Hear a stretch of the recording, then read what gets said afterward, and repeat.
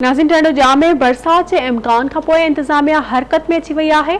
तफ़सील अज़हर लोची जी रिपोर्ट में।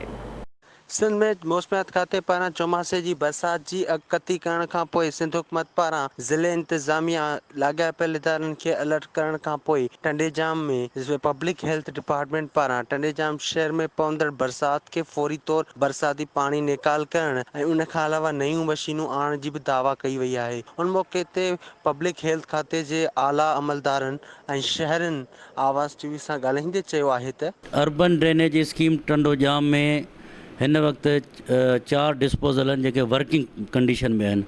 उनमें स्टैंड बाय जनरेटर बि असां रखे छॾिया आहिनि, बैटरीज़ वग़ैरह हर लिहाज़ खां कंप्लीट असां करे छॾियो आहे ताकी रेन एमरजेंसी में असांखे का तकलीफ़ न अचे। नेक्स्ट जेकी रेन एमरजेंसी थी उन में बि जेको आहे निज़ाम असां संभाले वरितो, पर बारिश पइजी चुकी हुई। रातो राति असां उनखे अरेंजमेंट करे पाणी सॼे शहर जो असां कढी वरितो हो। हींअर असां एडवांस में हर कोशिशि कई आहे ऐं तव्हां ॾिसंदो पर साइड ते उहे शयूं मौजूदु आहिनि। स्टैंड बाय जनरेटर आहिनि, पंपिंग मशीनरी आहे, पंप ऑपरेटर्स आहिनि, चौकीदार आहिनि, स्टाफ सॼो अलर्ट। काम तो हमने अभी तक नहीं देखा है, ठीक है ना। तकरीबन हफ्ते 1.5 हफ्ते पहले ही हमने पानी हमारे खुद की कॉलोनी में भी खड़ा हुआ था पानी।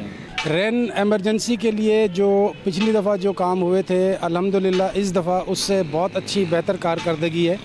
अभी डीसी साहब भी हमारे आए थे, उन्होंने जो है रेन एमरजेंसी के हवाले से हमारे टंडोजाम का विज़िट किया। शुक्रगुजार हैं अल्लाह पाक के जो इस बार इतनी अच्छी टीम आई है।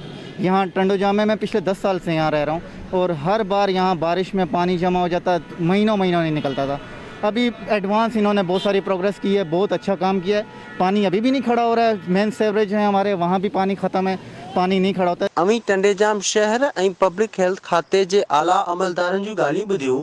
पब्लिक हेल्थ पारां इहा दावा कई पई वञे त टंडेजाम शहर में पवंदड़ बरसाती पाणी खे फौरी तौर निकाल कंदासीं, जॾहिं त शहरनि पारां बि पब्लिक हेल्थ खाते जी कारकर्दगी जी साराह कई आहे। हाणे ॾिसे त बरसात में पवंदड़ बरसाती पाणी खे पब्लिक हेल्थ खातो कहिड़ी कारकर्दगी ॾेखारे थो या कहिड़ी नाअहली ॾेखारे थो, उहो बरसात में ई अंदाज़ो लॻाए सघिजे थो। कैमरामैन गुलाम मुर्तज़ा मुंशी सां गॾु अज़हर लोची, आवाज़ टीवी न्यूज़।